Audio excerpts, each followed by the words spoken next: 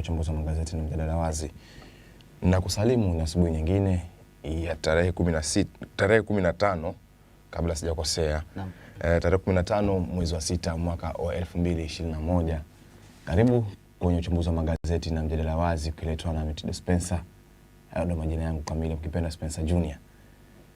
Kama kawaida paneli wa gazeti kuipeperusha hewani peke yangu, lazima niungamane na wenzangu nimpatie fursa adhama ya kujitambulisha kwa faida ya yule shabiki mgeni pale nje ili akapate kumjua.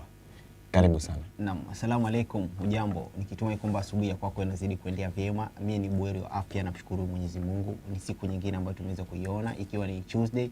Tunaungana tena katika uchambuzi wa magazeti kukuchanganulia habari ambazo zimeweza kugonga vichwa katika magazeti yetu makuu ya humu nchini. Kwa hiyo ningekuomba uweze kutuazima masikio na macho kwako ili tuweze kupasha ni vitu gani ambavyo vimeweza kujiri ndani ya magazeti yetu. Nafahamika kama Simon Mbreta, ukiniita Uncle Simon utakuwa naridhika zaidi. Jana tukabarikiwa, tukawa panel ilikuwa imejaa, imejaa wanadada, imejaa vijana, lakini siku ya leo sijui wametuamulia nini, wakaamua wakasema basi ikiwezekana ni muendeleze mambo hayo. Nazungumzia kwamba panel hii waga tuko naye Dalila Hamza, tuko naye Kate anapojiita Catherine Muyonga, na pia waga tuko naye Grace Mtisia, lakini siku ya leo hatuko na wao studioni.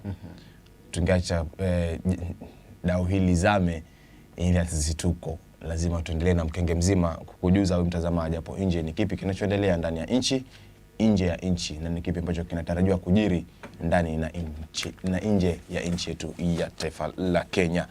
Labda kaka nije kwako nikuulize utokako za toka jana vipi? Shwari kabisa. Nashukuru Mwenyezi Mungu anasaidia. Maisha yako vizuri, barabarani vitu vimenyoka vizuri kabisa. Nafikiri ni jambo zuri. Na nafikiri mimi shida yangu iko pale na feri pale. Wale maafisa wa feri I think wanatumia nguvu kupita kiasi. Wanapitiliza. Nafikiri saa nyingine kunapaswa kuwa na ile heshima, ni unapatia kila mtu respect, si labda unamuona ni mama labda amechoka, unamdharau kwa sababu unakuta kama siku ya jana. Unakuta labda ni kitu ambacho ilinitokea mimi, nilikuwa napita pale vile, alafu wakawa wanataka ile wa kuangalilia ile wa kusearch kwa sababu ile mashine ilikuwa ifanyi kazi. Lakini after hapo hivyo unakuta kwamba jamaa yani ni kama kuna kitu zaidi anatafuta ambacho hujui ni kitu gani, kwa sababu ashakusearch lakini hataki kuachilia. So mimi nikamuuliza pale, mbona unanifanyia hivi? Jamaa akaja juu, tukaletana juu kidogo pale, lakini nafikiri sio jambo jema wakati, kwa sababu alipitiliza, kwa sababu aliweza kunisukuma mpaka niliweza kupata injury hapa hivi. Kwa vile tu mimi si mtu labda wa maneno mengi, lakini mob justice ilikuwa inataka kumtendea haki, lakini nikaona sio jambo jema. Mimi nikaondoka pale nikaenda zangu, sikutaka maneno malije litokee lingine yakawa mambo mengine, lakini nafikiri waweze kujiangalia. Sasa sababu maalum ilikuwa ni gani mpaka ifikie mambo haya? Search. Umesearch lakini ni kama kuna vitu unatafuta. Nafikiri ni tabia yao kuhangaisha tu haswa vijana. Ukiona vijana nafikiri ni kitu ambacho wamekizoea. So nafikiri ni kitu ambacho kinafaa kipungue, kwa sababu sio mtu mmoja, na kama mimi nimefanyiwa, natumai wapo wengi ambao pia wanafanyiwa kitu kama hicho. Naam. Yaani unapata kwamba ile searching ambao wanafanya inapitiliza to an extent, yani amemaliza lakini it's like ni kitu gani ambacho anatafuta, ni kama kuna kitu anatafuta, na si tu kwa kitu anatafuta, anataka kuonyesha unyonge wanavyosema, kwa sababu yeye anasema yuko pale kama ni anaitwa bodyguard ama wanaitwa bouncer. Yuko pale kama bouncer. Sasa anaona kwamba nguvu zile zake alizonazo pale ama umri ambao ako nao pale, anaweza apply pale popote ambapo inastahili. Lakini mbona jambo kama hili utendee mtu ambaye unamuona kwamba huyu yani haizi lipiza, haizi rudisha kwangu? Sio kwamba siwezi rudisha, kwa sababu kusema kwamba siwezi rudisha, labda mtu amekuangalia, mtu ambaye hauna maneno, ni mtu ambaye yani mambo na fujo hautaki, haupendi yani. Kwa nini afanye vitu kama hizi? Naam, ni vitu ambavyo sio vitu vizuri, kwa sababu tukisema kwamba ukiamua kuregesha na wewe itakuwa inaleta kitu kingine kikubwa zaidi, because nafikiri ni si vizuri labda mimi ningemdharau pale vile, kwa sababu hujui mtu ni mtu aina gani. kazi yote nafikiri mheshimu tu mtu yote ambaye unamuona inakuwa vyema zaidi. Inasemekana kwamba ukinipa heshima na mimi heshima nitarudisha kwako. Ulimheshimu kwamba acha unisearch, ungekataa. Naam. Ama watu wengine wangekataa. Alafu unajua kwa kitu kingine ambayo inasumbua pia mimi Bwana Simon nishawipitia pale mahali na nikaona jinsi wanavyo treat watu. Unapata mmeenda unamuonyesha kwamba mimi niko na pass labda na nafaa kupita, labda kwa mfano ninachelewa pahali, kuna kitu nenda nifanyie pale fulani, hususan hizi kazi zetu za hapa na pale. Lakini mtu it's like hakuelewi. Lakini akipita demu mzuri anamuongelesha, anaachana naye. Akipita msichana mwenye anamchekea, lakini utashangaa huyo amemchekea, lakini akija kwako wewe ambao una kibali hata kuchekea, alafu anakosa kugundua kwamba mwisho wa siku anything happened kwake yule msichana mzuri ama yule mtu mzuri ambaye amemfavor. Tuseme labda anguke pale yule jamaa. Kitu cha kwanza atakofanya yule msichana atapiga kelele na atoroke. Naye atakayemsaidia ni yule jamaa. So mimi nataka niongee na jamaa bana, si pale feri peke yake bali wako watu sample hii maeneo tofauti. Unaweza kuwa unapita pahali wapata yani wanatambia, wanavyosema kwamba anakutambia, anakung'aria. Si jambo jema mtazamaji, na kama uko pale una jambo hilo unalitenda, basi ningeomba bana siku ya leo hiyo ndio mwisho yani. Maana yake haipendezi. Si eti haipendezi kwangu peke yake, haipendezi pia kwa jamii. Naam. Kwa sababu ukinidharau hata mimi nitakudharau. Na ikifika mahali tukaanza kudharauliana basi itakuwa yani hatuelewani. Maana yake mimi na wewe tuchukulie ile mandugu tu yani.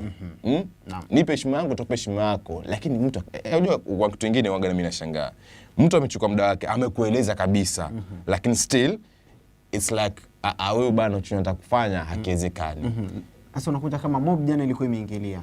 So ungetarajia ni kitu gani ambacho labda tungezubaa kidogo, ni kitu gani ambacho kingetukia. Naam. Ambapo sasa ongeza kusema kwamba chanzo si mtu mwingine, ni wewe sasa. Ambapo ukitaka kuwe ile kitu wale wenzake kuna CCTV cameras. Yes, but before upate CCTV camera footage, wale wenzake watakuwa wale wenzake sasa umeshambuliwa na hawatataka kujua kwamba ni wewe ndo yeye ndo amefanya makosa. Wangeelekeza makosa yote kwa nani? Kwako wewe. Naam. Na pia pale kuna maafisa wa polisi. Wale maafisa wa polisi wangeona wale ile fujo ya watu, hangetaka kujua chanzo ni nini, the genesis of that thing, hangetaka kujua ni nini. Wangekuja moja kwa moja wakaanza kuleta vurugu, ingekuwa vurugu mechi sasa. Naam. So mtazamaji, si jambo la kufurahisha, si jambo la kuunga mkono kabisa. Ni jambo la kuzunisha.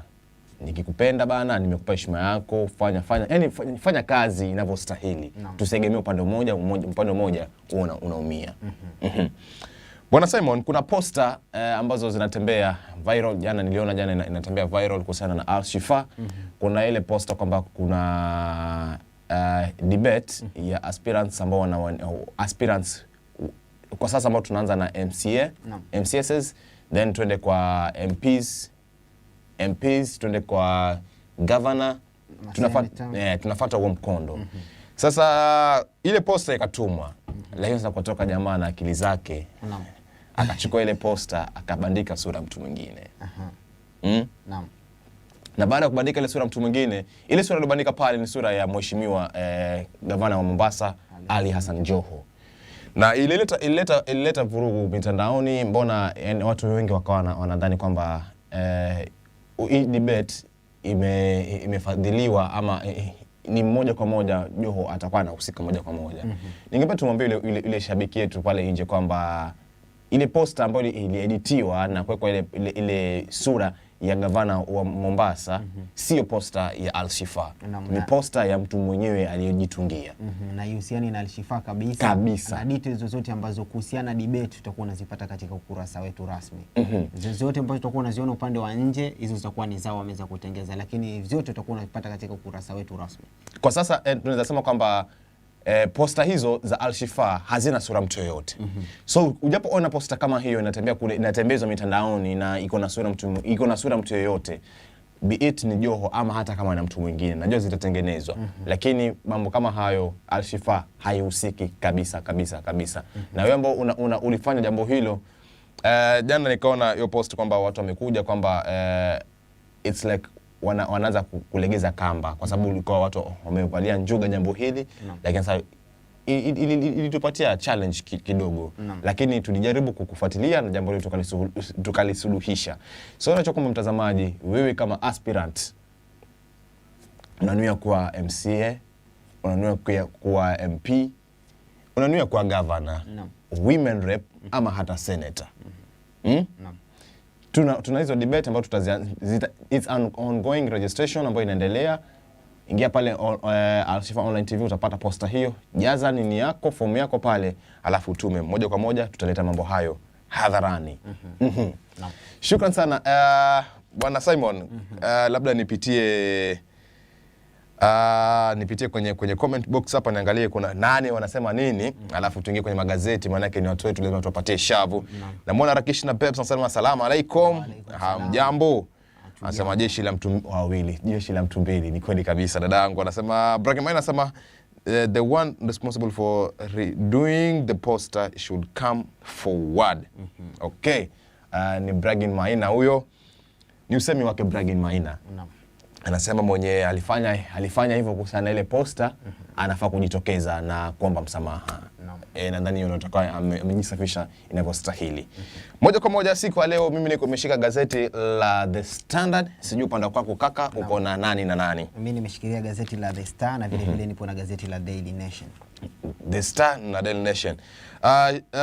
Mtatuia radhi siku ya leo mpenzi mtazamaji, mtatuia radhi hatuko na Taifa Leo.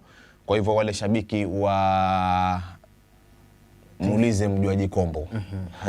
Leo utatuia radhi hatuko na mjuaji kombo, manake Taifa Leo amechelewa kuingia, lakini yote 9:10 tutakuletea aliyomo katika magazeti yetu. Moja kwa moja The Star wanasema nini? Alafu turudi upande wa pili. Habari ambayo imeweza kuelezea wino wanasema Uhuru I'll back one NASA chief for presidency. Kenyatta knocks out Ruto for succession plan, makes it clear he will campaign against the DP in general election. Inapatikana katika ukurasa wa pili. Hey. Mambo kuweka wazi. Mambo ni kuweka wazi sasa. Naam, na katika gazeti la Daily Nation wanasema will coast tourism ever thrive again?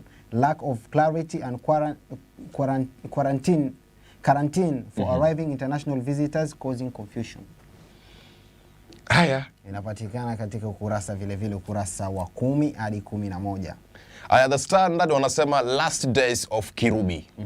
Nadhani kila mmoja wetu tunalifahamu kwamba Chris Kirubi ni kwa sasa amekuwa hayati. Alifariki siku ya jana na familia ika-confirm hivyo kwamba ameaga. Ni jamaa ambaye alizaliwa mwaka 1941 na akafariki siku ya jana mwaka 2021, takriban miaka 81 hivi.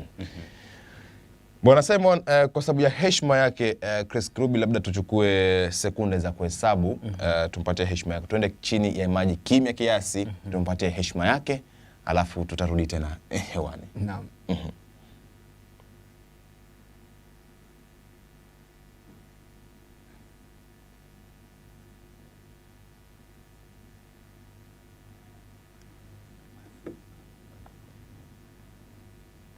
Shukran. Kopo langu la saa linasema kwamba zimekatika 42 baada ya mwendo wa saa 2, na moja kwa moja nataka tuingie kwenye magazeti yetu tuchambue sasa. Kulikoni. Waga nasema kulikoni, likoni, maana kaendelea wakati wote nasema likoni, ni likoni. Twende kwako kaka. Naam. Wanasema Uhuru I'll back one NASA chief for president. Uhuru Kenyatta knocks out Ruto from succession plan, makes it clear he will campaign against the DP Ruto in general election. Naam.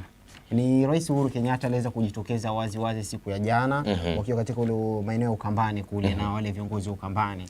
Na akaweza kuweka wazi kwamba atakuwa na mwendozi mmoja kati ya wale wagombea kutoka chama cha One Kenya Alliance endapo watajiunga na kuja pamoja. Watakapojiunga kuja pamoja kufanya nini? Na kumteua mtu mmoja ambaye atakuwa anapeperusha chama huo mrengo wa One Kenya Alliance. Anasema huyo ndio yeye atakuwa na mwendozi. Nimeona kitu kama NASA hapo. Naam. Nimeona kitu kama NASA vipi? Ndio hiyo mpango wa NASA mzima. Okay. So njama yake ama nia yake ni kwamba One Kenya Alliance ikuje na NASA, ule mrengo wa NASA uweze kurudi tena. Naam. Ndio iweze kuondozi mtu mmoja pale. Hapo sasa ndo kwenye challenge kubwa. Na inamaanisha kwamba yeye ameweza kuweka wazi. Unajua kuna zile ati lakini ni wazi kabisa kwamba yeye na masuala na DP Ruto usitarajie tena. Ni kama yao yaliisha hivyo. Kaka, hili jambo lilikuwa tulizungumzia sana kwamba tunavyoona kwamba kuna baadhi ya vitu vinafanyika na inaonyesha ishara kamili kwamba mtu fulani bana ata endorse mtu fulani. Naam. So mimi naweza sema kwamba ziara yake bwana rais katika upande wa Ukambani kule ni kwenda tu kuona mrengo wa One Kenya Alliance ama viongozi wa One Kenya Alliance wako imara namna gani. Naam. Maana yake akisema kwamba ataunga mkono mmoja iwapo wataungana. So yeye malengo yake na azma yake ni kwamba hawa watu waje pamoja kama ilivyokuwa awali. Naam. Na juzi tulimwona nani huyo mwenye alikuwa hapa Likoni juzi akazungumzia kwamba haizi rudi tena kwenye NASA. Gazeti la jana linazungumzia hivyo. Naam. Unajua hapa hivi kwenye kidogo labda niweze kuwapa habari nyingine kidogo katika ukurasa wa pili. Wanasema One Kenya Alliance is on its deathbed. Hiyo ni habari nyingine tena. So yeye kulingana naye anasema kwamba wakiweza kuungana wakija pamoja naweza kuform ule mrengo wa NASA, waweze kutengeza serikali kwamba yeye atakuwa na support. Lakini katika tu page ya pili wanasema One Kenya Alliance is on its deathbed. Alafu tunasema the One Kenya Alliance could on its the brink of collapse, and Amir reports that the team has been rocked by mistrust and a tussle over the choice of flag bearer. Nafikiri ni ile masuala ya kiongozi atakuwa nani, na swala ambalo tulizungumzia hapa kila siku. Na kama hapa hivi tunasema Kano Secretary General Nick Salat told the Star that OKA ambayo ni OKA hiyo One Kenya Alliance future in hinge on the BBI without which it is disintegrate. Wanasema walikuwa wanategemea BBI kuona kwamba wanaweza kuja pamoja, kwa sababu katika BBI kulikuwa na zile nyadhifa zile 5 ambazo zilikuwa zimeza kuwekwa pale. So ilikuwa rahisi kwa kila mtu kufiti, lakini kwa sasa inaonekana kwamba BBI iko na pause button na hatujui kama itapita. So tunasema matumaini yao yote ya upande ule wa BBI. Lakini tukiangalia ni hatuoni mwanga, hatuoni labda kama BBI itani. Kwa sasa koti iliweza kunalify na ndio kitu ambacho walikuwa wanategemea. Kwa hivyo kulingana na yeye mtazamo wake anasema kwamba huenda kama BBI itakuwa irudi, basi pia ule mrengo wa One Kenya Alliance pia utakuwa unapotelea namna hiyo. So sijui maoni yako ni gani? Okay, mimi labda maoni yangu kama kabla nitoe maoni yangu nataka niulize tu swali kwamba wanasema kwamba walikuwa malengo yao ni kwa BBI. Naam. Na sasa BBI is like imeenda at a post button na hawajui kama ita resume lini ama itakuwa played lini. Naam. Sasa hawa jamaa walikuwa malengo yao ni kwamba wasimamishe nani atakaye kwa kiongozi wao. Baada ya BBI kupita. Siku zile nyadhifa ambazo zilikuwa zimetengwa BBI ambayo imetenga. So wakitenga zile nyadhifa ambazo BBI wakipata zile nyadhifa kwa benefit zao. Naam. Ndio walikuwa wamekuja pamoja. So hakuja pamoja kwa sababu ya kuongoza mwananchi. Na nafikiri hicho ndio kitu ambacho kinajitokeza hapo. Ana always kama wanasema kwamba kama kweli unataka kuwa kiongozi inabidi kwamba unatuonyesha sera zako na mapema. Lakini hao inamaanisha kwamba ni benefits zao wao wenyewe, kwa sababu kama BBI haipo inamaanisha kwamba wewe utasimama na kile chama. Inamaanisha kwamba si labda zile sera. Unajua hata kama tunaungana nasema kwamba zile sera zako ndio zimenifurahisha tukaamua kuungana, lakini sisi hatujajiunga pamoja kwa sababu zile sera. Sisi tumeweza kujiunga pale kwa sababu ya malengo yetu. Na nafikiri kama vile wamesema, nafikiri itakuwa kwenye deathbed. Mtazamaji, sijui unalipi la kusema kuhusiana na jambo hili. Naam. Sijui unalipi la kusema, manake tukitazamia hivi Wakenya wengi walikuwa wanatarajia kwamba One Kenya Alliance ndo ambacho ulikuwa ndo kigezo kamili kwao kwamba hao labda wamekuja kuokoa Kenya. Labda watakuwa wamekuja kuleta mabadiliko baada ya kuvunjika kwa NASA. lakini sasa tunaona kwamba walifanya vile kwa sababu ya matumaini yao wenyewe ama malengo yao wenyewe. Maana tucheki hivi kwamba walivyosema tukiangalia it is on a death bed. Maana kila mtu Simon ni jambo alikuwa anasema. Hawa wameungana kweli, lakini kila mtu yuko na tamaa yake pale ndani. Kila mtu ana malengo yake. Kila mtu kuna malengo yake. Kitu ambacho kimemleta pale vile. Hawajakuja kwa ajili ya wananchi ama kwa ajili ya ajenda.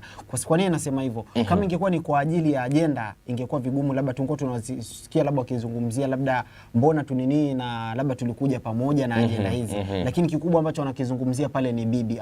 Inamaanisha kwamba BBI ndio iliyoleta pamoja pale, lakini wao malengo yao na mwananchi sidhani kama yapo. Na apart from kwamba wamekuja pamoja kwa ajili ya mwananchi, ama wamekuja pamoja kwa ajili ya malengo yao. Tuchukulie kwamba Bwana Simon sasa ni yeye wao kama wao. Ni kama wametoka nyara na BBI. Manake wangemchagua nani kama kiongozi? Naam. Sasa unajua hapo ndio tatizo lingine linakuja. Kwa sababu pia kila mmoja pale ni yake aliweza kutangaza, nafikiri Musalia Mudavadi aliweza kuweka wazi kwamba anatamania kile kiti cha urais. Raila Odinga naye the same thing. Bwana Joho pia alikuja the same thing. Lakini walikuwa wanategemea BBI. So nafikiri kwangu mimi naona kama ni mchezo tu walikuwa wanatuchezea. Yeye anatuambia ana nia ya kupata kile kitu, lakini yeye nia yake ilikuwa si president. Nia yake ilikuwa ni kupata nyadhifa fulani pale. Sasa kwa vile nyadhifa iko, anakuja kama Kate kila siku anasema they are cowards. Yana anaingia kwenye debe, anatangaza debe kwa ajili ya manufaa yake mwenyewe. Anatangaza azma ya kuwania kitu fulani ni kwa ajili ya malengo yake mwenyewe, lakini mwisho wa siku ni kwamba hana jambo lingine, yaani hana malengo maalum kuhusiana na mwananchi. Mtazamaji, sijui kwa nilipenda kusema kusana jambo hili ya kwamba Rais Uhuru Kenyatta alisema kwamba yeye kama yeye ataunga mkono wajapokuja pamoja. One Kenya Alliance kurudiana tena kama NASA na kusimamisha mtu mmoja kwa moja atawaunga mkono mtu yule ambapo ni kama amempiga chenga tayari nani deputy president namzungumzia William Ruto. Na tukitazamia hivi Bwana Simon si mtu mwingine ambaye anataka kumendozi. Anataka kuendozi mmoja. Na huyu mmoja anajulikana. Hatuwezi sema anajulikana kwa sababu mimi naweza sema anajulikana. Kwa sababu gani? Strategy zake zinaonekana. Na pia tulimuona alisema kwamba yuko tayari kumuunga mkono nani. Naam. Lakini uwezi ona tunaweza sema labda ni strategy ya kutumia kwa sababu yeye akiangalia yupo sure kwamba One Kenya Alliance hakuna mahali inaenda. So labda yeye aliweza kusema tu kwa sababu anajua hakuna mahali itaenda ama kuona pale mahali ambapo itaenda ama kwenye itaelekea. Alitumia hii strategy. Kwamba nyinyi hakuna, mimi kiangalia kumtazama wangu mimi naona hamuendi palipopote.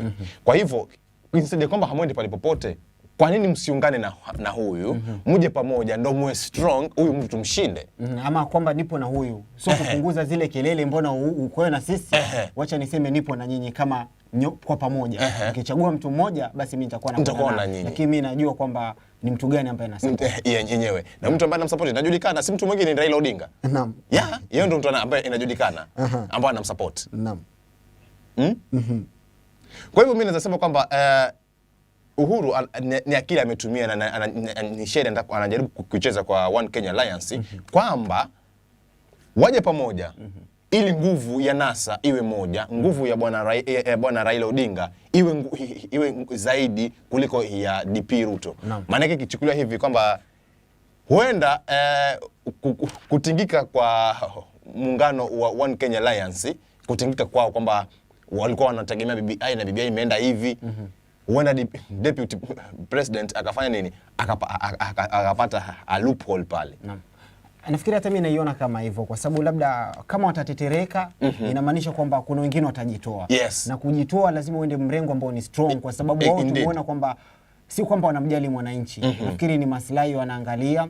So nafikiri kama utakuwa unavunjika basi kuna mtu mwingine kule atakuwa anafaidika. Naam. Sasa hili jambo ndio maana ameliona kwanza Rais Uhuru Kenyatta, ndio maana akafanya jambo hili moja kwa moja.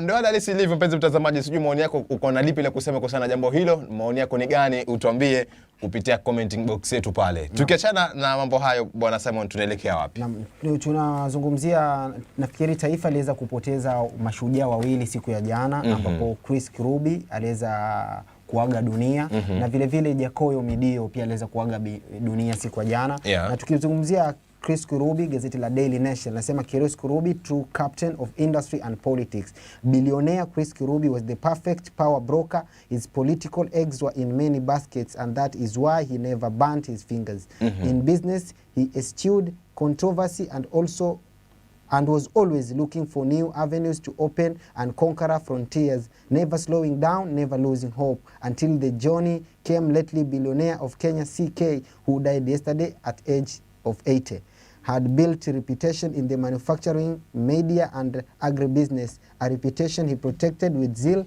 Sometimes he found himself on the receiving end, as he did after the collapse of Uchumi supermarket, but he always roped back. Na ni kwamba tunaweza kumpoteza Chris Kirubi ambaye ni moja kati ya nasema wafanyabiashara maarufu sana, kwa sababu 2011 Forbes magazine inaweza kumtaja kama nafikiri mtu alikuwa baada ya Kenyatta family ndo alikuwa anafuata nambari 2 kama watu wenye pesa nyingi sana humu nchini. Na kwa hiyo alikuwa na kiwango cha $500,000 ambazo ni sawa na bilioni zilikuwa 50 za Kenya. So unaweza assume ni mtu ambaye, ama unaweza pata picha alikuwa ni mtu wa aina gani. Na kidogo nikimzungumzia kidogo, pia ni mtu alikuwa na masuala yake, na moja kati ya nini ambayo alikuwa na nini mimi ambayo limenitouch kidogo ni masuala na marriage. Naam. Anasema this issue of marrying one wife is a missionary thing and is really not our way to handle the population. The population of women is bigger than that of men, and we don't like our ladies just going anywhere and nobody taking care of them, he said. He said he viewed marriage as enslavement that one has to agree to before committing to, but for those that get lucky, it's pure bliss. It's a permanent affair. You are jailed for life. Nafikiri ni mtu ambaye pia miaka nyuma kidogo nilikuwa namwangalia, na moja kati ya kitu ambacho nilikichukua kutoka kwake, alikuwa ananiambia sana alikuwa anaongea na vijana. Anasema usiende kuoa tu, just it's like a style. Kuoa sio style, kwa sababu inakuja na vitu vyake. Yule mtu kwamba mtakuwa mnaishi naye siku zote kule nyumbani, utakuwa unaamka unamuona yeye. Wewe imagine unaamka unaona tu mtu yule, jioni unaona the same person. So alikuwa anazungumzia kwamba unakuwa careful, yani before pia kujipanga. Alikuwa anazungumzia pia before uweze kufika kule inabidi kwamba umejicommit, na vile vile alikuwa anazungumzia masuala na polygamy. Anasema kwamba sisi kama Afrika sio mambo yetu, ile mambo ya one wife sio mambo yetu. So nafikiri ni yule mtu alikuwa anapigia upato wale masuala na polygamy, kitu kama hicho. Na vile vile pia tuliweza kumpoteza Jacoyo Midio ambaye ni anasema former game MP Jacoyo Midio is dead. He was 54. His death was confirmed by ODM Director of Communication Philip Etale. Honorable Jacoyo Midio was rested. Please pray for the family during this difficult moment, Etale tweeted yesterday. The cause of the death has not been established yet. Midio served as game MP from 2002 to 2017, where he lost to current MP Elisha Odhiambo. Midio was a cousin of former Prime Minister Raila Odinga. Naam. Anasema the ODM party in a statement said it has lost a defender of the party who never shied away from speaking the truth. Naam, so tuliweza kupoteza watu wawili mashuhuri siku ya jana, na nafikiri taifa litakuwa linaomboleza, na tutakuwa tunazidi tu kuziombea zile familia waweze kufarijika. Okay, na tukisalia kwa Jacoyo Midio anasema kwamba the Standard Ruth Odinga confirmed the dismiss and told the Standard that the former MP suffered a cardiac arrest. His death comes barely 3 days after his sister's death and about a week after they buried their uncle. So sad. Sister, uncle. On interval of 2 weeks. Manake 1 week ago na 3 days. Ni kweli familia inahitaji maombi, tuwakumbuke kwenye maombi yetu. Nataka nirudi kwake Chris Kirubi, tuzungumzie kwamba Chris Kirubi hapa inasemekana kwamba 2017 this year Chris Kirubi began his battle against colon cancer. Kulingana na Standard walivyosema, the year 2019 then, the year he returned from the US after a month of treatment. He said he was doing well but had thought he might not recover. No. The value of Chris Kirubi, the value of Kirubi's shareholder at the NCE. Ndio hiyo 4.1. Iko na 4.1 billion. Alafu kuna the amount paid in 2019 for additional 19.9% shareholder in Cantium. The year Kirubi was born is kama nilivyosema 1941. 30 years, the period of time he remained single after getting divorced in 1991. He would later describe marriage as a enslavement. Kama ulivyosema. Okay, 2011, Chris Kirubi was listed among Africa's richest people by Forbes, ile magazine unayojua, which gave him a net worth $300 million, ambao it's ikonvertiwa na Kenya is 323 billion at current exchange rate. Wow. Yeah. So ni mtu alikuwa vizuri. Nafikiri pia muda wake aliweza kuenjoy freshi. Nafikiri hapa duniani watu wanatumwa ni it's like an assignment. Ni kitabu unakuja unakipewa, unaandika, ukishamaliza unasepa zako. So nafikiri Kenya ambacho alikuwa amekuja kifanya ali accomplish. Kwa sababu sio kwamba ni mtu ambaye alitoka kwenye labda familia yenye kitajiri sana. Ni mtu ambaye alikuwa mtu wa kawaida, akatafuta njia zake na akaweza kuwa successful. Na inaonyesha kwamba kwa vijana wengine kwamba everything is possible. Wanasema in Kirubi's words, kuna baadhi ya maneno walikuwa akitumia sana. Moja wapo ilikuwa yale maneno ya about marriage ambao umesema. Then nataka ninukuu labda mbili. You can have quality medicine, have the doctors, but without God all is nothing. No. Hiyo alikuwa na maneno yake Chris Kirubi. Then there will always be someone who will try to limit your potential and who cannot see you are worthy. Don't be discouraged by them. Hayo pia alikuwa maneno yake Chris Kirubi wakati akiwa bado yupo hai. So kufikia hapo sasa tukiachana mambo na Chris Kirubi, nataka nikupeleke kwenye IEBC. Wanasema Chebukati, no degree, that's a question mark, no degree, forget very next year.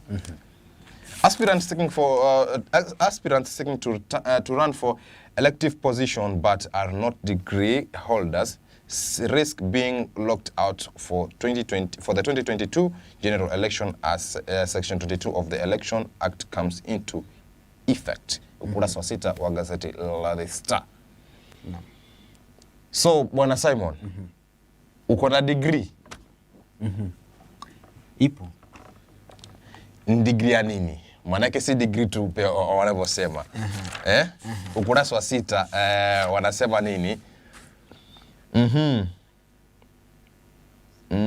Okay. From 2022 aspirants without degrees to be locked out as law takes effect.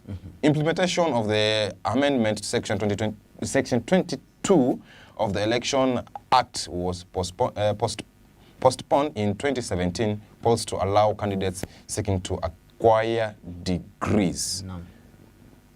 Aspirant seeking to run for elective position but not degree holders risk being locked out of the 2022 general election as Section 22 Election Act comes into effect. The Independent Election and Board Commission, IEBC, Chairman Wafula Chebukati yesterday said the law requiring aspirants for the 6 elective position to be degree holders will take effect next year.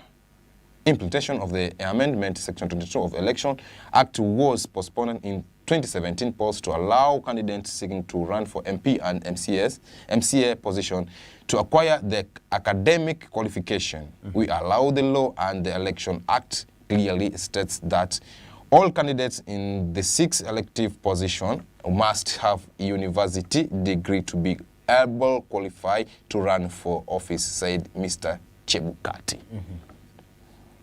Na nafikiri is a good thing kwa sababu 2017 ni kitu ambacho kwa kiweze kifanyike, lakini kikaweza kuwa postponed. Lakini still bado tumekuwa tukiona kuna zile qualification ambazo mtu anahitajika kuwa nazo ndo labda uweze kurun kwa kile kiti, lakini wengi na mara nyingi tumeona waweza kufikishwa kwa koti kwa sababu hawana. So nafikiri this time round waweze kuwa macho zaidi na kuhakikisha kwamba isiyo baadaye labda tunaona mtu amepita, kwani nyinyi mlikuwa wapi hamkukagua hizo siku zote, ndio baadaye mnakuja labda mnaanza kupeleka mtu mbio. Nafikiri iweze kuwa free and fair kwa kila mmoja, na kama mtu hana niweze kubaki tu nje, kwa sababu basi kwenda shule tunasema most kwa wale ambao walikuwa kule tayari kwao, kama alikuwa hajajipanga tunasema ni mapuuza. Bwana sema, unaona kama hii jambo will it be affected ama litakuwa postponed tena? Okay, as always unajua most of the times wanafanya vitu in their favors. So huenda ndio labda tunazaambiwa sisi huku kwamba ni kitu ambacho kinazingatiwa kwa sasa, lakini labda kule the truth ni kwamba labda wanaweza pita tu wengine kama kawaida venye tumekuwa tukiona. Wajua tunasema kwamba lazima wao tuoneshe kwamba wamebadilika ndio sisi tuweze kuamini kwamba wamebadilika. So nafikiri huu ni mtihani mwingine uweze kutuonesha kwamba wamebadilika, na sisi tutakuwa tutaamini kwamba wameweza kubadilika, kwa sababu sasa hivi tunawajua wengi ambao wanaweza kashfa kwamba labda hawakupitia shuleni, labda waliweza kutumia milango ya nyuma na vitu kama hivyo. So nafikiri niweze kujiza titi round hii tuweze kuona kwamba labda vimeweza kupungua, kwa sababu kama hana qualification kwa nini umpatie na kuna mtu mwingine kule nje ambaye anastahili, ambaye labda yuko jobless na labda anatamani kile kiti lakini hawezi kukipata, lakini mwingine anakipata na yeye hana zile qualification. Naam. Na ni kweli bwana Simon ulivyosema kwamba wako wengi ambao wako na hizo qualifications lakini hawajitokezi. Mimi sina qualification na nimejitokeza. Naam. Nitasaidika vipi? Unajua sema pia itakuwa ina limit. Kwa wale ambao labda mtu hakupata chance labda ya kwenda shule, lakini saa zingine inabidi qualification za uongozi yako nazo lakini hajaenda shule. Na community imempenda. Kwanza tuzungumzie MCA. MCA amependwa, community imempenda, ward yake ile imempenda, lakini hajaenda shule. Yule mwenye ameenda shule hapendwi. Okay, mimi wanasema si lazima uwe kiongozi ndani ya bunge. Unaweza kuwa tu kiongozi hata nje ya bunge. Na kusoma hakuna umri, na still bado unaweza rudi shule. Ni kitu kama kweli wewe ulikuwa na nia tangu 2017 ulikuwa unajua kama 2022 lazima utakuwa unahitaji degree, kama kujipanga ungekuwa ushajipanga. Nafikiri haina excuse, na ile sehemu ambayo unaenda kumiliki ni sehemu kubwa, kwa sababu kuna masuala ya pesa, kando na pesa kuna masuala mengi, so lazima yeye ni mtu ambaye anajielewa vizuri. Na nafikiri kama pia ana nia bado sio mbali, anaweza, nafikiri kwa sasa hii inakuwa vigumu kupata degree kwa sababu imebakia chini ya mwaka mmoja. So nafikiri unaweza jipanga, unaweza kuja ukangojea mwaka mwingine, kwa sababu kama vile nimesema sio lazima uwe kwenye bunge ndio labda uwe kiongozi. Unaweza kuwa tu pale nje na unafanya mambo yako vizuri, na wananchi ukaendelea kuwatumikia tu wananchi wako vizuri. Saba zimekatika baada mwendo wa saa 3 penzi mtazamaji. Saba zimekatika baada mwendo wa saa 3. Kipindi kilicho hewani ni uchambuzi wa magazeti na mjadala wazi, ukiletwa nami Tido Spencer. Niko na kijana changu hapa, nami ni Simon Mreta, ukipenda Uncle Simon. Na Uncle yake mtu na sijui anti yako amepotea sana. Sijui, hatujazungumza siku ya leo. So nitamtafuta baadaye. Amepotea sana Simoni, akisema anko Simoni tena bana. Anti alikuwepo juma lililopita. Alikuwepo, lakini sasa kuanzia jana tajaribu kupiga mbizi tuweze kuona. Antaki mtu bana, mimi binafsi, mimi kama mimi nimekumisi bana, Mpotelea wapi? Tukishana hayo bwana sema nataka tuvuke kambi alafu nipate kisa chengine. Nadhani kiko katika gazeti la Daily Nation ambacho nimekiona. Is it Daily Nation? Okay, ni hapa kwangu. the Standard. Wanasema how trip to Middle East ended up in a house in Thika.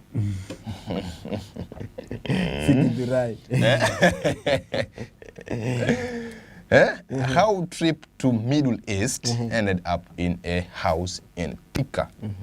Elizabeth Njeri, 43, says she had been promised a well-paid job in Dubai, only to be told she was headed to Saudi Arabia after undergoing training and passed medical tests. No. So aliahidiwa kazi kwenda Dubai, lakini sasa kuna zile trainings ndani waga napitia na medical tests hizo zilifanyiwa, lakini sasa communication ilikuwa inafanyika pale si ya Dubai sasa. No. Ni ya Saudi Arabia. The last time Enoch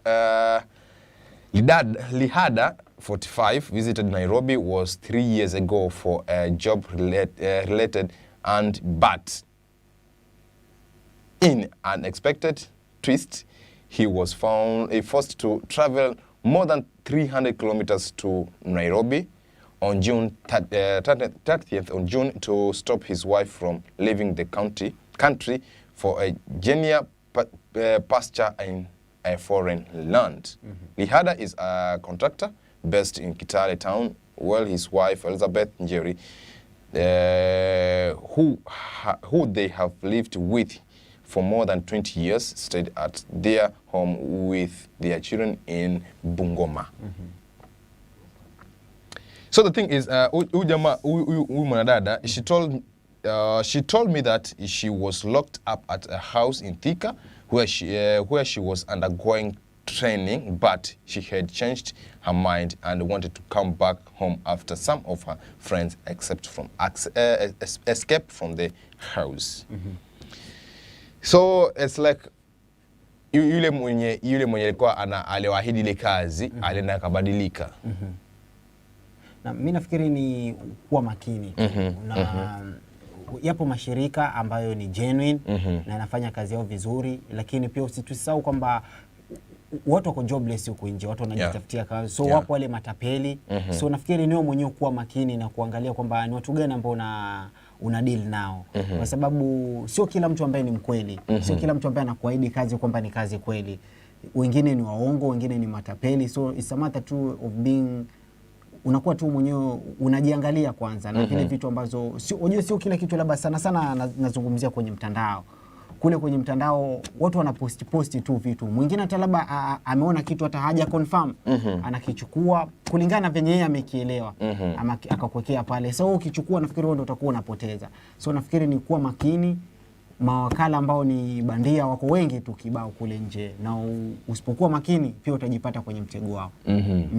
Ndio hali si ilivyo, mpenzi mtazamaji, na ukitaka wakala wa uhakika si pengine bana. Naam. Tembea wapi? AL-SHIFAA Investment. Mambo kama haya haizi tukia bana ndani ya AL-SHIFAA. Wewe kuja AL-SHIFAA Investment, fanya mambo yako pale, utapata wakala wa uhakika, si wakala kubahatisha. Unacheza tu pale kwenye mtandao. Utaziona pale. Unakuja vitu genuine, vitu venye uwazi, si kwamba unapelekwa mafichoni. So wewe mwenyewe unapelekwa mafichoni kufanya nini? Unafaa ujiulize kwanza. Alafu ukitazamia hivi mabeshte zako ama marafiki zako wote ambao mlienda pamoja wameepa. Umesalia peke yako pale. Alafu naambia kwamba huyu jamaa alikuwa yuko na more than 3 years hajafika Nairobi. Bana, wakala wengine wako lakini wale bandia, wakala wa hakika tu pekee si pengine ni ndani ya AL-SHIFAA Investment. Tukiachana hayo bwana Simon, wanasema allow teens to use mobile phones but monitor them. Teenagers have been complaining about their parents curtailing their freedom and denying them access to mobile phones. Parents, on the other hand, have said their teenager children don't pay attention to what they say. The difference in opinion and ideas creates misunderstanding between the two groups. Teenagers say they are not allowed to use phones during school holidays or even mingle with their friends. They only stay indoors because their parents feel insecure when they are out. Although this may be due to the rise in insecurity in our society, they defend themselves, saying this is not right because they are being denied freedom to interact with others and build social relationship which are healthy. Naam, wanazungumzia masuala ya simu. Wanasema kwamba wazazi pia tuachie watoto waweze kutumia zile simu, lakini tuweze kuwa monitor ni kitu gani pale wanakifanya pale, kwa sababu wanafunzi wenyewe wanasema kwamba wale wazazi wanawanyima ile fursa labda ya kutangamana na wenzao, labda kuna vitu vingine zaidi ambavyo labda wanahitaji, lakini unakuta wazazi wanawazuia. Lakini wazazi sababu pia wanazo, wanasema watoto hawasikizi ukiwapa vitu kama hivyo. Lakini sasa hivyo kulingana na Mwarira alikuwa anasema kwamba watoto tujaribu kuachia, alafu tujaribu kumonitor. Siku hizi nafikiri zipo application ambazo unaweza monitor. Yule ni mtoto wako, ndio unataka simu, lakini lazima kuna nini pale unachukua unaweka, so unaweza kuwa una monitor kila kitu. Sio mambo yako unataka, kwa sababu sasa hii sio rahisi, kwa sababu kuishi bila simu sio rahisi. Kabisa kabisa. Wale wenzako wanakuona kama mshamba. First of all, second, zipo hata kazi, zipo michongo kibao mtu anaweza pata kwenye simu yenyewe. Kuna kulan vitu vingi. Kwa hivyo anasema mabaya, ingawaje mabaya yapo, lakini na kwangu mimi kwa mtazamo wangu nafikiri mazuri yapo pia mengi. So sijui mtazamo wako ni gani kutokana na hilo. Mimi naweza sema kwamba bwana Simon, kumwachia mtoto simu si jambo baya. Ni jambo zuri. Naam. Yeye wanasema kwamba tuwe tukiwa monitor, pia hiyo ni sawa. Maana yake kwenye ile simu wajua guidance ndio inastahili. Mtoto wangu nimekupatia hii simu, but kuna ABCD hapo ndani. Usifanye nini? Usifuate, usipitilize. Unaelewa? Kwa sababu the truth ni kwamba hao watoto simu wanazo. Hata mimi mwenyewe nikiwa high school simu nilikuwa nayo. Na sasa hivi the more maisha yanazidi kunini, simu kwa nazo. Mimi najua I knew friends ambao walikuwa na simu wanazificha. Like mzazi hajui, yes, lakini ikifika usiku jamaa anatumia.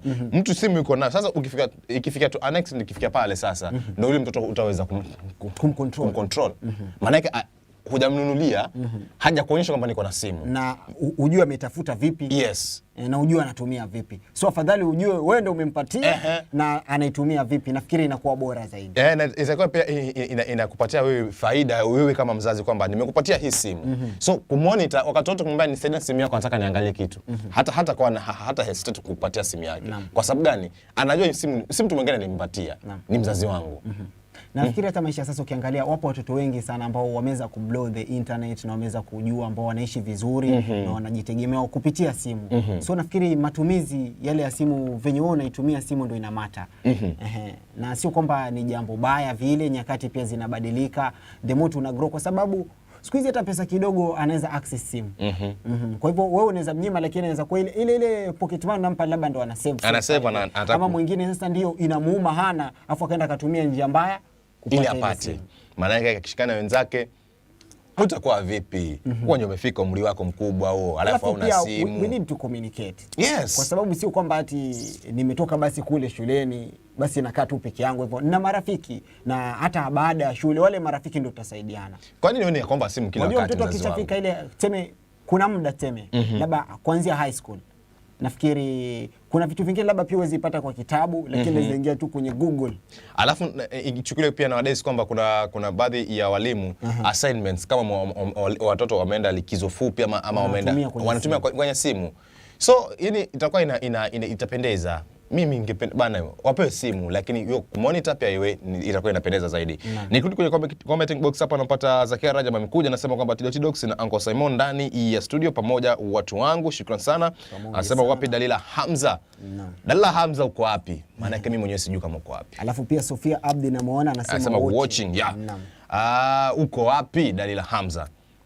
Tukiachana na hayo bwana Simon, nataka nikupeleke pahali pengine kuhusiana na BBI.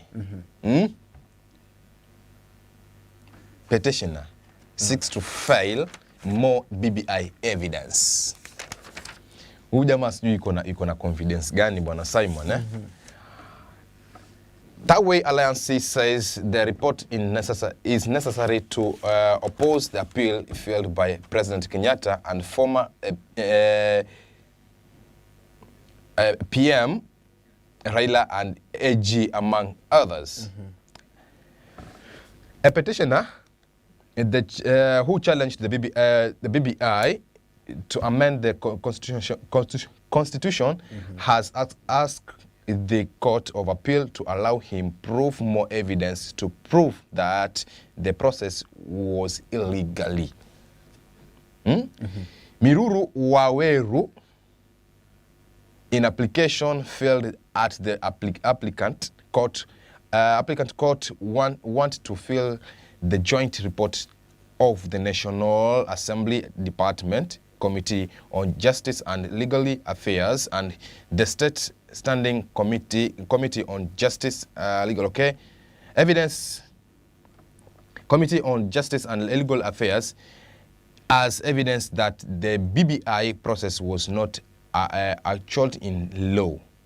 Though lawyer Elisha Mtuma, Mr. Waweru, who is the Third Way Alliance Party chairman, urged that the report was not available when they challenged the BBI at High Court, since the debate in both houses had not been cancelled.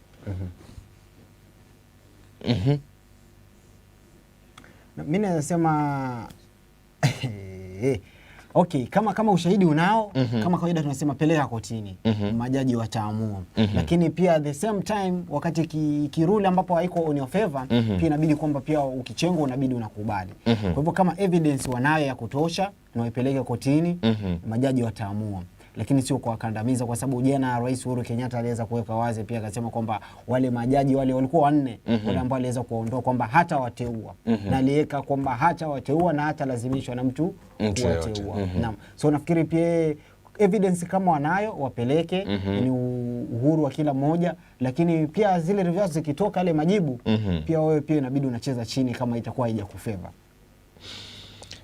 Mwisho wa siku Court of the Appeal ndo watakaosema ni kipi cha kufuatwa. Yeah. Unatupeleka wapi bwana Simon? Maana naona pia muda wetu umetujengea hapa.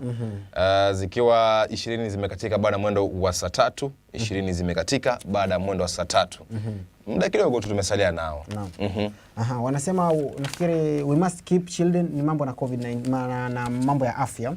Wanasema we must keep children hopes and dreams alive amid COVID-19 scourge. Anasema the day of African Child DAC tomorrow, let us reflect on our contribution to ensure that our children's growth, development and learning remains on track. DAC has been celebrated every year on June 16 since 1991 to commemorate the courageous children killed in Soweto, South Africa, for protesting the poor quality of their education. This has been an opportunity to raise awareness of the need to improve the education of children in Africa, increasingly becoming dire into the context of COVID-19. A quality early childhood foundation enhances opportunity for children to develop to their full potential. It reduces inequalities early in life by leveling the playing field and promotes socio-economic gains of society, families and individuals, but breaking the barrier that inhibits children holistic thriving. The first 1,000 days of a child life are known to be the most critical stage of human development, and by age of 5, 90% of the human brain is developed. Naam.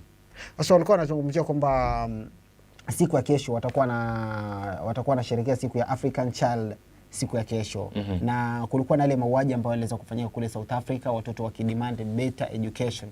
Na I think I can testify to this, yani elimu ile unapata inamata sana. Sana especially kama kwa wamesema kwamba zile siku 1000 za mtoto paka ile miaka 5 ndio ule hata ule ubongo wenyewe unatengezeka. So kile kitu unamfeed ule mtoto ni muhimu sana kwenye maisha. Nafikiri pia quality of education ni kitu ambacho tunapaswa tukiangalie, kwa sababu nafikiri hata humu nchini kwamba sio kwamba education ndio tunapata it's a quality education, lakini hatuipate kwa usawa. Kuna wale watu ambao labda mtu yuko huko ndani kule, unakuta labda kupata ile elimu inakuwa vigumu sana, kwa sababu labda yale mazingira, unakuta labda walimu hakuna. Lakini upo mwingine, because kama kitu kimoja ambacho nakumbuka wakati fulani nilikuwa one of the biggest media house, nilikuwa nimetembelea maeneo yale.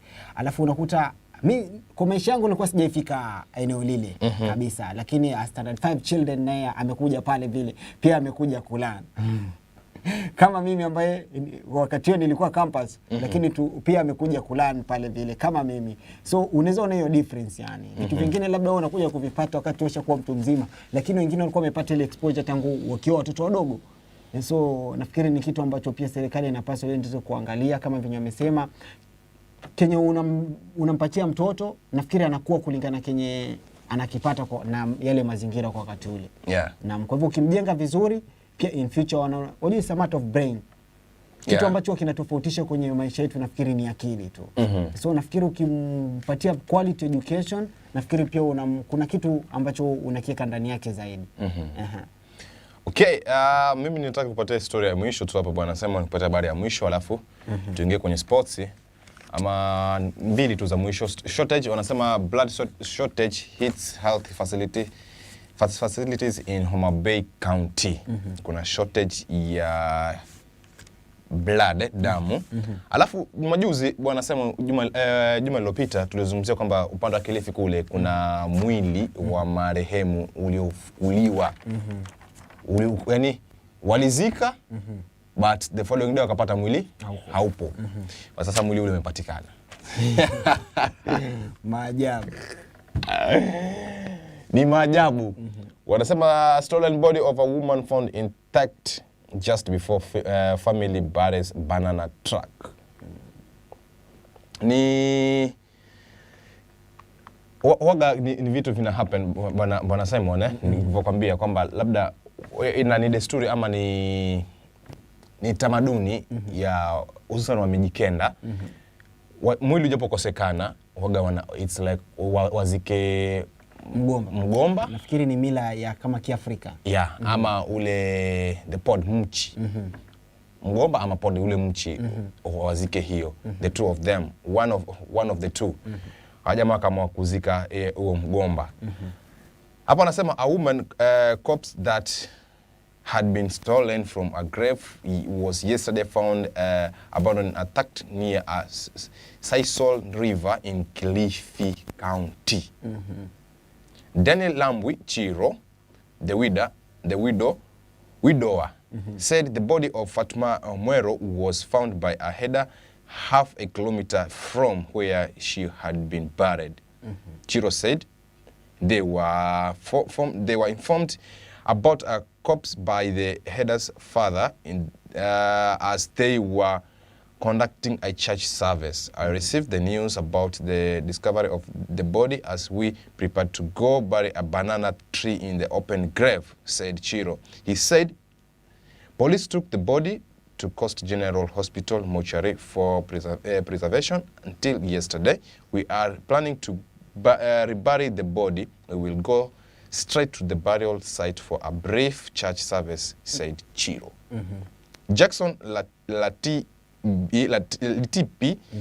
the officer in charge of Rabai Police Station, said investigation was underway to establish the motive behind the removal of the body from the grave. So walipata mwili na wana plan kwenda nao. Preparations zinafanyika kwenda kustiri tena mwili ule. Kwa mara ya pili. Kitu cha kushtusha sana. Mwili ulikuja mliuzika alafu umekuja ukachukuliwa tena. Alafu tena upatikana, inabidi tena ni maziko mara ya pili. Mimi nimekafunga bro. Sijui nakuachia wewe sasa, tupeleke kwenye sports. Tukiingia kwenye sports, unasema Danish players lament no third option after Eriksen collapse. A Danish player expressed dissatisfaction on Monday at the position they were put in after their teammate Christian Eriksen collapsed during their Euro 2020 opener on Sunday, having to decide whether to finish the match that evening or the next morning. UEFA offered the players who gathered in the locker room after witnessing Eriksen being treated on the pitch following a cardiac arrest, the choice of resuming the match on Saturday night or beginning again on Sunday at a local time were put in a position which I personally don't think we should have been put in. Denmark goalkeeper Kasper Schmeichel told the reporter on Monday, it's probably required that Someone above us had said that it was not the time to take a decision and maybe should wait for the next day, he added. UEFA officials were not immediately available for comment, but the European Soccer Governing Body wrote on Twitter on Sunday that the match will be restarted following the request made by players of both teams. Na nafikiri ni timu ya taifa ya Denmark, ni kile kisa ambacho ule mchezaji Christian Eriksen aliweza kucollapse katika ile mechi ya kwanza. Na so walikuwa wanahisi kwamba labda hawakuwa treated vizuri kwa sababu labda walikuwa wanatarajia labda ule mchuano utakuwa labda ulikuwa upelekwe labda siku ya kesho, lakini kama uliweza kuchukua muda hivi, so ni kama kulifurahia hilo jambo, lakini mechi ni kwamba itakuwa inaanza upya tena. Naam, wanasema tough task ahead, untested Germany face daunting task against world champions France. Na ni kwamba katika ile kundi F itakuwa na timu ya Ujerumani itakuwa inashuka dimbani dhidi ya mabingwa wa dunia ambao ni Ufaransa. Na nafikiri ni group ambao wameweza, kila mtu ameweza kuita kama group of death, kwa sababu kuna Ufaransa pale, kuna Ujerumani, kuna Portugal na kuna Hungary pale. So kumbuka kwamba France ni bingwa wa dunia, Portugal naye ni bingwa mtetezi, Ujerumani naye pia, unajua Ujerumani ni nani? Bingwa wa dunia mwaka 2014. So nafikiri itakuwa grupu ngumu sana na itakuwa inaanza siku ya leo. Germany atakuwa anapambana na Ufaransa mechi yao ya kwanza. Tuweze kuona nani kwamba atakuwa anavuna ushindi, na vile vile timu ya Portugal itakuwa inawalika timu ya Hungary. Tuweze kuona mambo yatakuwa vipi. Okay, napa katika group A tuko na Italy, Switzerland, Belgium na Turkey, ambao Italy inaongoza na point 3, ikifuatwa na Switzerland wakiwa na point 1. Nadhani walidraw na Wazi. Alafu group B tuko na Belgium wakiongoza. Finland pia wako na points 3, au wengine wako na 0-0. Australia wako na points 3, Netherlands wako na points 3 pia. Alafu wengine wako na 0-0. Bana, siku leo kuna game kali. Hii game usijui unachukulia vipi. Alafu pia kuna huyu jamaa wetu Diego. Sijui tutalizungumzia jambo hili kaka. Nafikiri atakuwa anarudi ulingoni tena katika mashindano ya Olimpiki. Wanasema Diego feels ready to bounce back at Olympic Games trials in Kasarani. So nafikiri zile trials ambazo zilikuwa zinafanyika kule Kasarani atakuwa anarudi. Nafikiri ni jambo jema baada ya muda mrefu alikuwa sideline kwa sababu ya injury. Nafikiri injuries zimemwaffect sana na zimemharibia career yake sana kwa sababu ametumia muda mwingi sana kule hospitalini. Nafikiri kumuona akiwa anarudi ni jambo jema. Tunatakia kila laheri kwa sababu ni bingwa. Tunatarajia kwamba labda atakuwa tunasema anaregesha form, na ule uboi bingwa labda atakuwa anautoa tena. Huyu jamaa anarusha mkuki. Huyu jamaa anarusha baba. Na tulikuwa tunazungumzia mtandao. Yeye anasema alijifunza kupitia mtandao wa YouTube. So nafikiri sometimes pia kwa limit sana, ingawaji na madhara yake, lakini kama vile tumesema una monitor ni kitu gani anafanya. Kwa sababu hata ukimnyima labda chini ya maji pia atakuwa anavifanya vile vitu. Okay, hapa namuona Bragging Mine anasema Papa Adashi na Simon wenyewe kabisa tuko ndani ya nyumba kaka. Labda tukimalizia kaka, parting shot zako. Nasema kila leo na mwanzo alikosi mwisho, na sisi tumeweza kufika mwisho wa uchambuzi wa magazeti siku ya leo. Nasema shukrani sana kwa kila mmoja ambaye ameweza kujiunga nasi kutoka time ile tunaanza hadi sasa tunamalizia. Bana, tunawapenda sana kwa wale wote ambao wameweza kulike, comment, wameweza kushare. Wale team kimya tunapenda hivyo manze. Tupatane siku kesho same time same place. Wanaita Simon Mreta, ila kwenye panel hii wananifahamu kama Uncle Simon, ila ukienda kule mitaani wananifahamu kama Simon 254. Simon 254. Bana, waambie wafunge geti waone tumevamia mji ama vipi? Hatib the presenter anasema amefuatilia kipindi. Rajab Brain Bills amefuatilia kipindi pia. Ragishna Babs amefuatilia. Zainab Zamide amefuatilia. Hadija Muhammad, Amados, Shaudwa Swale na Jagwa Junior wamefuatilia kipindi bana. Ni wale ambao wametupatia thumb hapa. Kaka, nataka tumalizie, lakini nataka nikuulize swali. Nataka tuzungumze jambo moja tu. Kuna kitu inaitwa peer pressure. Waga inaumiza watu sana. Na nataka tuzungumzie wale jamaa pale nje ambao uko pale na unaona kama peer pressure inakubeba fresh, unaona kama ni sawa tu yani. Kuna mwanadada video yake ilikuwa inaenda viral jana. Alikuwa na celebrate mwaka wake wa 19. Imagine. 19 years, na kwa sababu ya peer pressure, I will call it a peer pressure, kwa sababu venye alikuwa anafanya, alikunywa pombe excess. Yani pombe alikunywa kama maji. Pombe alikunywa kama sijui nilikuwa nakunywa nini. Na si diluted, anakunywa conk. Na si kunywa anakunywa, ananyeshwa. Naam. Unapata wengine wamemziwa hapa chini, wengine mwingine ameshika ile chupa, wanamimina kwa kinywa chake. Wanamimina na kuhesabu. Naam. Okay, mimi nasema pia pressure ni kitu kibaya. Yaani usifanye kitu kwa sababu watu wanafanya. Jua limit zako, sio kwamba kama vile mimi mmoja wao si mtu wa kukashifu kila kitu, lakini jua limit zako ni kitu gani, because 19 years old bado ni mdogo sana. Hajui vitu vingi. Nakumbuka kuna mwanangu fulani anaitwa Joji, kitambo alikuwa ananiambia hizi tabia zako utaziacha, itafika mahali utaziacha, na ni kweli. Siku hizi hata vile vitu sina tamaa navyo tena, wala hata sishughuliki. So ni vitu vya kupita, ni vitu vya muda, usivisikufanye labda ukabweteka sana. Hivi tunavyoongea kaka, huyu mwanadada amekuwa marehemu. Naam. Kwa sababu ya pombe. Na alikuwa marehemu pale pale. Yes. Manake hebu tuchukulie kwamba ana celebrate birthday yake, kumbe ndo ana celebrate kifo chake. Bane, pombe si maji. Nakuwa responsible. Yeah. Na sio kwamba eti kwa kuwa ile alikuwa ni mdogo, hata wewe mtu mzima. Wewe mbona unasema mimi ni tank? Wewe unasema wewe ni tank.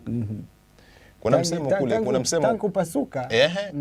Na jana msemo mwingine kule waga babu yangu akiniambia, alikuwa ananambia, anasema kwamba yule mjua maji ndo hufa maji. True. Yule mjua maji ndo hufa maji. Shukrani sana mpenzi mtazamaji kwa kufuatilia kipindi kutoka pale mwanzo hadi hivi tamati. Nasema shukrani sana kwa wale wote ambao wamefuatilia kipindi. Bana, kuna vipindi vimeratibiwa mbele yetu, kwa hivyo cha kufanya cha msingi na cha mfereji ninachokuomba sana, nunua mjazo wa simu yako, nunua vifurushi. Mwisho wa siku usibonyeze nini? Kibonyonyo. Maana AL-SHIFAA TV wakati wote inakuwezesha. Tukutane panapo maajali wa Mwenyezi Mungu siku ya kesho. Mimi nitasalia kwa wako nite Tido Spencer, ukipenda Spencer Junior. Katika Facebook page yangu pale nifuate kama Papa Adaeshi, tubonge story nyingine zaidi ya hapo. Bane, kesho ni siku. Kwa heri kwa sasa. Sala na Mwenyezi Mungu. Shukran.